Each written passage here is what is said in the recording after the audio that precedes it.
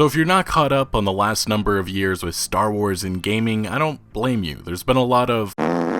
Yeah, pretty much. It started with what appeared to be a promising Star Wars Battlefront, which was rushed out the door, did not feature any story, and overall disappointed many fans with a lack of content. Then there was a cheap mobile microtransaction game, gotta have one of those. Then a few years later, we get Star Wars Battlefront 2, which actually gameplay-wise was a pretty fun title, but EA ruined it with fucking shitty microtransactions and a mediocre, kind of crappy story. Right around this time, Dead Space developer Visceral Games was working on a smaller Uncharted-like Star Wars adventure game being directed by longtime Uncharted writer and director Amy Hennig. But EA realized just a month before Battlefront 2's launch that the Star Wars game being developed by Visceral was looking a lot like an Uncharted game, which apparently surprised them, so they canceled the game, shut down the studio, and retained some of the assets for a new gameplay-focused title, which would have players returning often to play, which just secretly means the game will be live service and, feature a lot of microtransactions. Anyway, this new game was being developed by EA Vancouver, and they really wanted to create something innovative. It was apparently going to have players taking the role of a bounty hunter who could explore various open world planets and work with different factions across the Star Wars universe. Actually sounds pretty cool, right? So it sounded as large in scope as something like maybe The Witcher 3. But EA realized they didn't want that either, because that'll take too long. So they canceled that and instead said,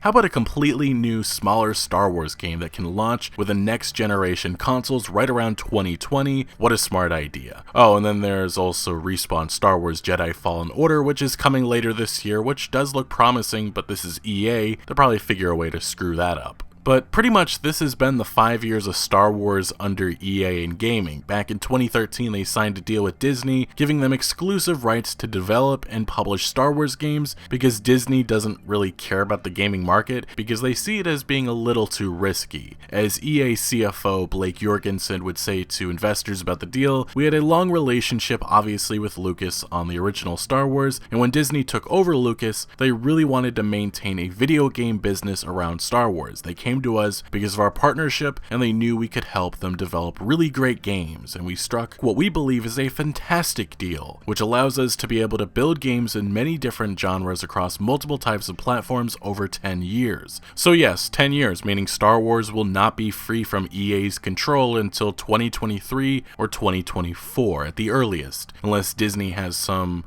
clause to cut things off earlier, which would probably be the best news for fans, but it probably won't happen. Logical decisions don't seem to ever happen. But in the last few days, Kotaku's Jason Schreier has offered further insight from sources within EA, which have pointed out something that will not surprise anyone. EA is greedy and they only want money. Jason Schreier reports that EA CEO Andrew Wilson is unhappy with the Star Wars deal, something that was made by his predecessors who are no longer with the company. He wants to focus their studio's attention on the IPs that they actually own and have full control over. I will have links in the description to these amazing articles and phenomenal reporting, but it's just insane how poorly run Electronic Arts is, with executives that don't understand the damage that they are inflicting on their reputation. In Jason Schreier's report from 2017 on the collapse of Visceral's Star Wars game, he brought up some really infuriating situations that happened. With Ragtag, Amy Hennig and crew were planning on making a gritty game about scoundrels and criminals. They had Lucasfilm's blessing to tell a story about new characters with no Sith or midichlorians or members of the Skywalker clan. But when EA's executives thought of Star Wars, they thought of robed Jedi using powers of the Force, not mob families. Two former Visceral staff recall EA looking at Ragtag and asking where Chewbacca was. EA would get obsessed with market research and start asking people what's important to them about Star Wars, said a former staff member. You'd get, oh, the Force, lightsabers, the usual Jedi continuum. They're hyper-fused on that stuff, and it'd be a topic of conversation in every pitch meeting. Additionally, it was also brought up that Amy Hennig would give massive presentations on the story themes, said one person who worked on the Visceral Star Wars game, and EA executives are like, FIFA Ultimate Team made $1 billion a year. Where's your version of that? Look, I think people need to understand the developers and artists and actors and people actually making the games are not the problem. It's the business suit executives getting paid millions and millions of dollars. They don't care about creating quality games, they care care about making the next money-making franchise. With a company like EA, they grew to the top of this industry through greed, and unfortunately, they have to keep raising the bar and keep finding ways to make more and more money.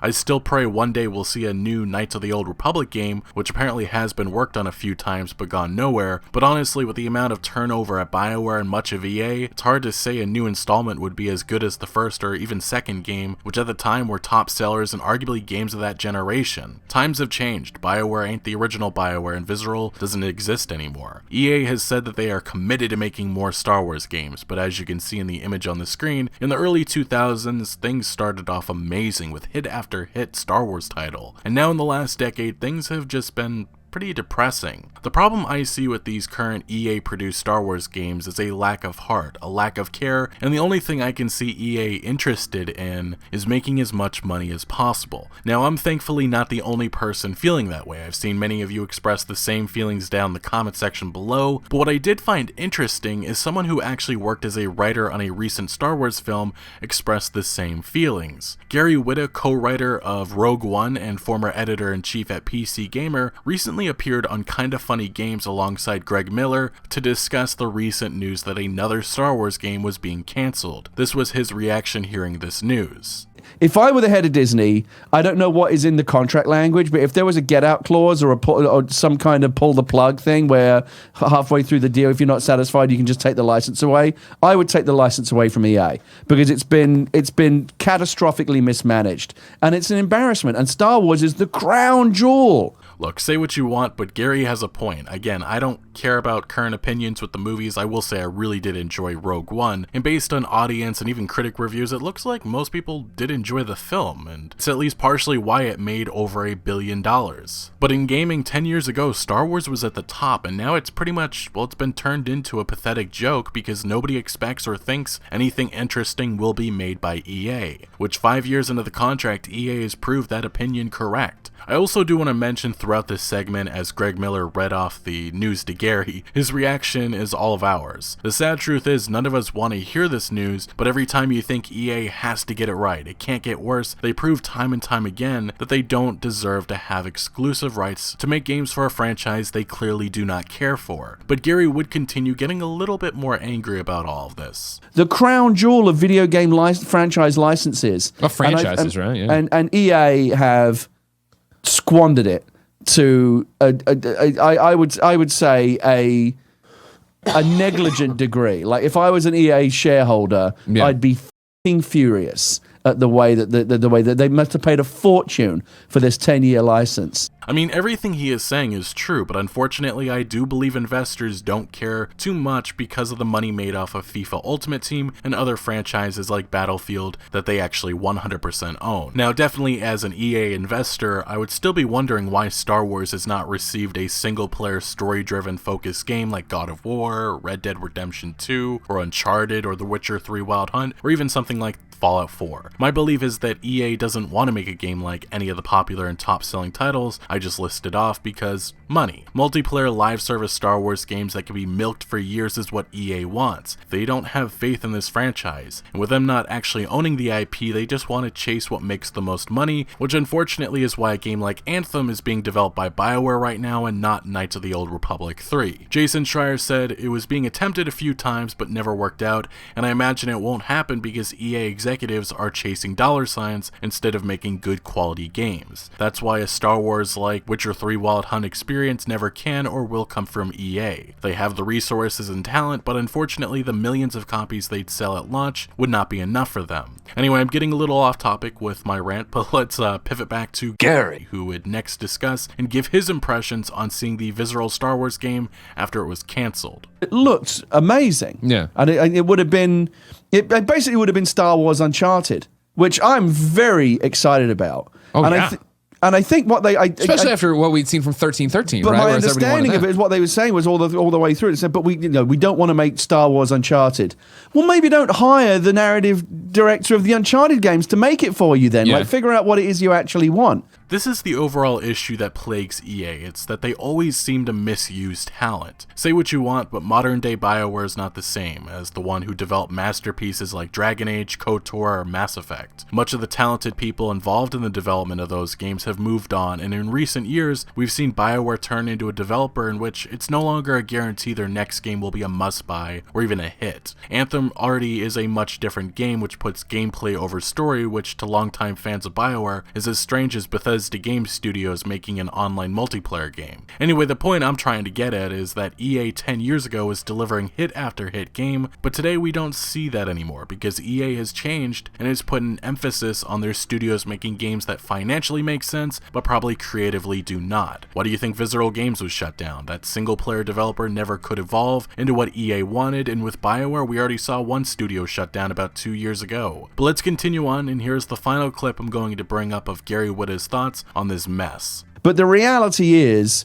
if I were Bob Iger or whoever makes these deals at Disney at this level, and I was about to sign a 10-year deal with Disney, and I had a crystal ball and I was able to see halfway through the deal what I would have got for my investment, what EA would have delivered in the first 5 years of that 10-year deal, there's no way I would have signed the deal. Unfortunately, Disney just doesn't care about this game's industry enough, but if Disney had seen the future and the headaches with Star Wars Battlefront 2, of course they would have backed out. My hope still is that this EA Star Wars deal will get pulled by Disney before the potential 2023 end date. What should happen whenever EA and Disney do split up is that Disney takes a note out of the Marvel playbook with how to go about gaming. Disney or Lucasfilm needs to be hands-on moving forward, which is why I still believe shutting down LucasArts was one of the dumbest mistakes that they made. Disney can't keep these exclusivity agreements going on, or is simply doomed. Like I said, whenever the EA Disney Star Wars deal is over, the focus should be on hiring talented developers and studios to create innovative and unique Star Wars games. Having one company hold the rights has proved to be a disastrous mess that hopefully Disney will learn from, because I have to believe this current deal is costing them millions or maybe even billions of dollars. But yeah, I'm sure that there are tons of developers at EA that want to build amazing Star Wars games,